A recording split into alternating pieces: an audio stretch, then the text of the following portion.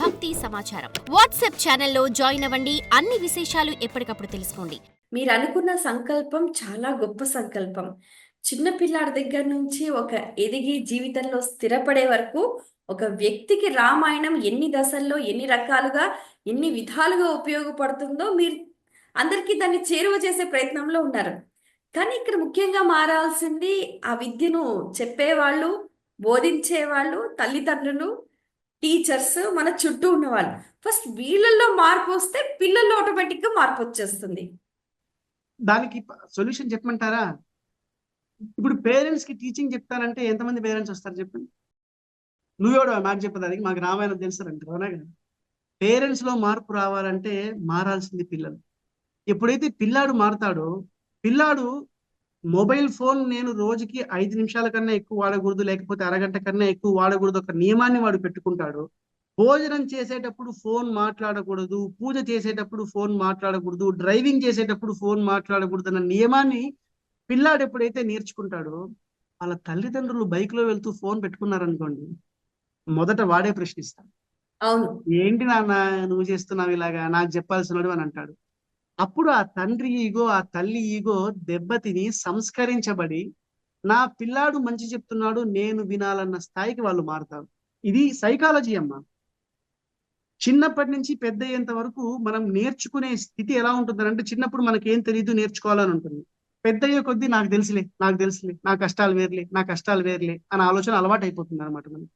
So పెద్ద అయిన తర్వాత ఎంత చెప్పినా గానీ అది ఫిల్డ్ గ్లాసెస్ గా ఉంటాయి, అవునా కదా? దాంట్లో మనం ఎక్కువ నింపలేము. అందుకే నేను అనేది ఏంటంటే, మన పిల్లలకి మనం విద్యని నేర్పించామా, ఈ రామాయణపు విలువలతో కూడిన విద్యను నేర్పించామనంటే, వాళ్ళే పెద్దలలో విద్యా వ్యవస్థలో మార్పుకు నాంది పలుకుతారు. ఇదే మన సొల్యూషన్. అంటే ఒక పర్మనెంట్ చేంజ్ కావాలంటే ఇంతే. లేకపోతే పేరుగా పేరెంట్ వర్క్ షాప్స్, ఇలాంటి వర్క్ షాప్స్, అలాంటి వర్క్ షాప్స్ బోల్డ్ జరుగుతాయి. వాటి వల్ల అంత ప్రయోజనం ఉండదని నా అభిప్రాయం. ఎందుకంటే వాళ్ళు ఆల్రెడీ ఫిక్స్డ్ మైండ్ తో వస్తారు. నా పిల్లాడికి రామాయణం అవసరం కానీ నాకు కాదు రామాయణం అవసరం అని అనుకుంటారు పేరెంట్స్. అంతేనా కదా చెప్పండి? బాగుంది. మీ నెరేషన్, మీ ఎక్స్‌ప్లనేషన్ అనేది చాలా కన్విన్సింగ్‌గా ఉంది. చాలా అద్భుతంగా ఉంది. కానీ మీ కష్టం మీరిప్పుడు ఏదైతే ఒక రెగ్యులర్ లైఫ్‌లో పొందలేని ఆనందం కానీ ఏదైతే ఉందో అది ఇప్పుడు మీరు పొందుతున్నారా?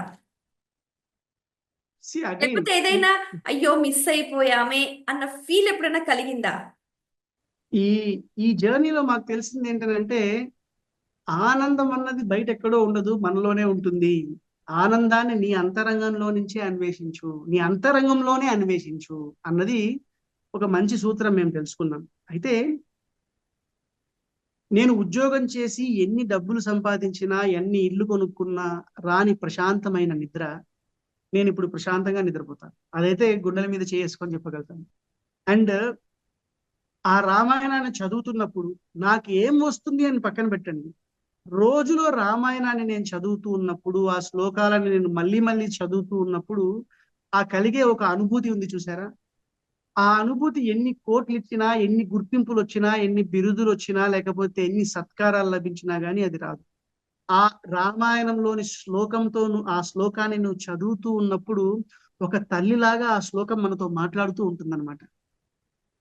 మనం మాట్లాడాలే గాని ఆ శ్లోకాలు జస్ట్ పుస్తకంలో ప్రింట్ చేసిన శ్లోకాలు కాదమ్మా. అవి మనతో మాట్లాడడానికి ప్రయత్నం చేస్తూ ఒక తల్లికి ఉన్న వాత్సల్యం ఎంతైతే ఉంటుందో అంత వాత్సల్యంతో మన కోసం ఎదురు చూస్తున్న శ్లోకాలు అవి, మాటలు అవి.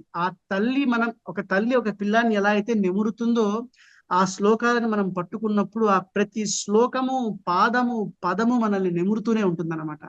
అంతటి వాత్సల్యం అన్నది ఆ కొద్దిగా అనుభవిస్తున్నామనే చెప్పాలి, కానీ ఇంకా అనుభవించాలన్న కోరిక ఉంది. కాబట్టి మిగతా వాటి మీద అంత ధ్యాస రావట్లేదు.